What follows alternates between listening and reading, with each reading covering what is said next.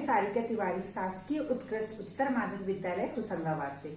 बच्चों, आज हम कक्षा 10वीं के अध्याय 5 समांतर श्रेणी की भूमिका पढ़ेंगे। सबसे पहले हम समांतर श्रेणी में जानेंगे कि पद यानी टर्म क्या होते हैं। पद या टर्म क्या होते हैं? देखिए, जब कोई संख्याओं की सूची दी होती है तो उसका जो जैसे हम ये सूची ले लें 3, 6, 9, 12, इस प्रकार से हम एक सूची ले लें तो इसकी जो प्रत्येक संख्या है उस सूची का पद या टर्म कहलाती है। ठीक है, तो आप पद के बारे में समझ गए हैं। संख्याओं की कोई सूची दी हो तो उसमें प्रत्येक संख्या उस सूची की पद या टर्म कहलाती है। उसके बाद अब इस पाठ का ही नाम है समांतर श्रेणियां। तो हम जानेंगे कि समांतर श्रेणी क्या होती है। जब संख्याओं की सूची दी हो कोई और उसकी प्रत्येक आगे आने वाली संख्या उसमें एक निश्चित संख्या जोड़ने पर प्राप्त होती है। सिर्फ प्रथम पद को छोड़कर, पहले वाली संख्या को छोड़कर हर संख्या या उस सूची का हर पद एक निश्चित संख्या जोड़ने पर प्राप्त होता है। इस प्रकार की सूची को हम समांतर श्रेणी या अरिथमेटिक प्रोग्रेशन कहते हैं। ठीक है, तो समांतर श्रेणी जिसका हर पद अपने में एक निश्चित संख्या जोड़ने पर प्राप्त होता है। जैसे हम ऊपर वाले उदाहरण ले लें 3, 6, 9, 12 और आगे भी इसमें और भी पद रहेंगे। तो हमने देखा ना, सबसे पहला पद 3 है। जब हम 3 में 3 जोड़ रहे हैं तो 6 आ रहा है, 6 में फिर 3 जोड़ रहे हैं तो 9 आ रहा है, 9 में 3 जोड़ रहे हैं तो 12 आ रहा है। तो बच्चों, आपने देखा ना कि सूची का हर पद अपने में एक निश्चित संख्या को जोड़ने से प्राप्त हो रहा है। तो समांतर श्रेणी आप लोग समझ गए होंगे, संख्याओं की ऐसी सूची जिसका प्रत्येक पद प्रथम पद को छोड़कर एक निश्चित संख्या जोड़ने पर प्राप्त होता है, उसे हम समांतर श्रेणी कहते हैं। अब हम जानेंगे कि डी या डी को हम सार्वंतर बोलते हैं। बहुत ही महत्वपूर्ण है समांतर श्रेणी में डी जिसे हम सार्वंतर कहते हैं। डी का मान हम दूसरे पद में से पहले पद को घटाते हैं तो हमें डी प्राप्त होता है। ये हर अगले पद में से पहले पद को घटाएंगे तो प्राप्त होते जाएगा। तो आप समझे डी क्या होता है। डी यानी सार्वंतर, दूसरे पद में से पहले पद को घटाएंगे तो हमें सार्वंतर प्राप्त होगा डी। उसके बाद प्रथम पद, श्रेणी का जो सबसे पहले वाला पद होता है उसे हम प्रथम पद ए या A1 के रूप में जानेंगे। तो प्रथम पद ए जो सूची में सबसे पहले लिखा होता है। ठीक है, अब जो हमारी समांतर श्रेणी होती है उसका व्यापक रूप, कैसे हम श्रेणी को, यदि हमें प्रथम पद और सार्वंतर दिया हो तो हम श्रेणी को कैसे बना सकते हैं, उसका जो व्यापक रूप है वो कैसा होता है। ए, प्रथम पद हमें जो भी दिया हो पर उसके बाद हर पद एक निश्चित संख्या जोड़ने पर प्राप्त होता है। तो देखिए ए, ठीक, ए प्लस डी, ए प्लस 2D, ए प्लस 3D, ऐसे हम आगे बढ़ते जाएंगे। बच्चों, आपने गौर किया कि इसमें दूसरा पद, देखिए प्रथम पद तो ए होता है, दूसरा पद क्या है, ए प्लस डी, यानी दूसरे पद के लिए हमें डी सिर्फ 1 लेना है। फिर आगे बढ़ेंगे तो इसी से अब हम तीसरा पद निकाल रहे हैं तो ए प्लस 2D हो रहा है। तो आपको ध्यान रखना है, जब तीसरे पद की बात चलेगी तो हमें 2D लेना है और जब चौथे पद की बात चलेगी तो हमें 3D लेना है। तो हमारा चौथा पद कैसे बन रहा है, a प्लस 3D। यदि मैं आपसे पूछूं कि 15वां पद कैसे लिखेंगे तो कैसे लिखेंगे हम लोग 15 पद, a प्लस 15 से 1 कम 14D, है ना। हम 15वां पद कैसे लिखेंगे, a प्लस 14D। इस प्रकार हम कोई सा भी पद लिख सकते हैं। ठीक, अब पदों की जो संख्या, जितने भी पद हैं, यदि हमें पदों की संख्या दी हो तो हम उस संख्या को n बोलते हैं। तो हम पदों की हमारी जो सूची होती है उसमें जो पदों की संख्या होती है उसे हम काय से बताते हैं, n से बताते हैं। ठीक है, अब ये भी बहुत महत्वपूर्ण स्थान है। जब हम समांतर श्रेणी पढ़ते हैं तो इसका मान हमारे लिए काम आता है। फिर आगे nवां पद, समांतर श्रेणी का nवां पद, इसे हम an से जानते हैं।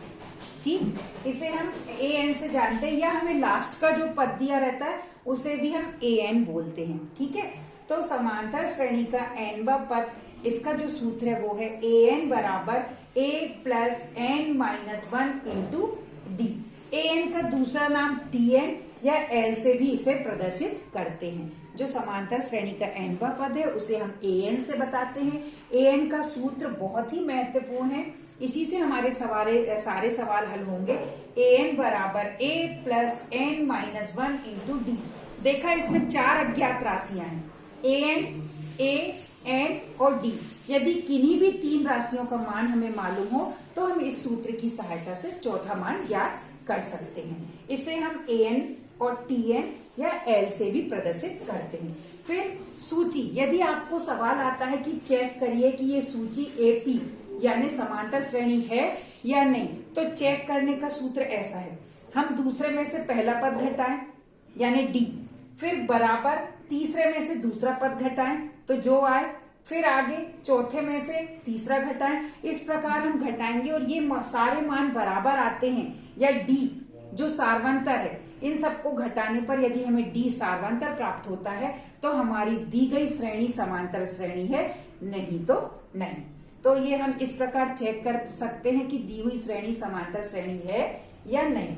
फिर आता है प्रथम n पदों का योग। यदि हमें श्रेणी के टोटल पदों का योग निकालना है, जो हमें श्रेणी के n पद दिए हों, तो उसको निकालने का जो सूत्र है वो है s। इसे हम टोटल पदों का जो योग है उसे हम s से प्रदर्शित करते हैं।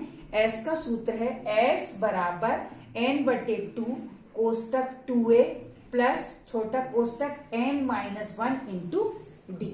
ठीक, इसका ही दूसरा रूप हम ऐसे लिख सकते हैं, s बराबर n/2। देखिए, यदि हम ये इसमें से a के निकालने 2a में से, हमने इसको a लिख दिया, प्लस अब ये आगे का जो बचेगा एक a plus n minus 1 into D, ये a plus n minus 1 into D, इसे हम l से भी बताते हैं। तो हम इसको शॉर्ट रूप में क्या लिख सकते हैं, s बराबर n/2 कोष्टक a प्लस l, ये हमारा प्रथम n पदों का योग है। कभी कभी आपसे प्रश्न पूछा जाता है विकल्प रूप में कि प्रथम n धन पूर्णांकों का योग बताइए, यदि n का मान 5 हो या 8 हो तो हम इस सूत्र से निकालेंगे।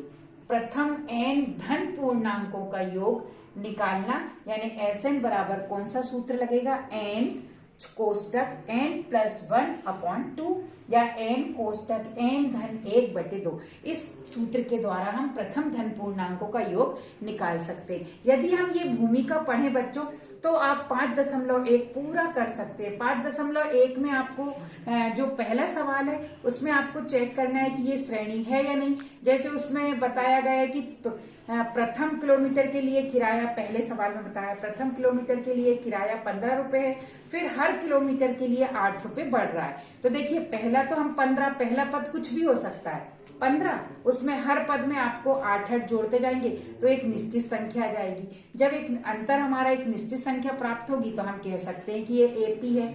फिर सवाल नंबर 1 इसका इसी टाइप से है। सवाल नंबर 2 में आपको दिए रहेंगे कि बताइए प्रथम पद और D का मान बताइए।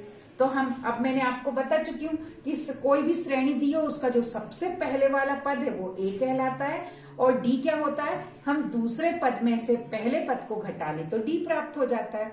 फिर आप अगले 4 पद बनाइए, यदि A और D दिया हो तो अगले 4 पद लिखिए।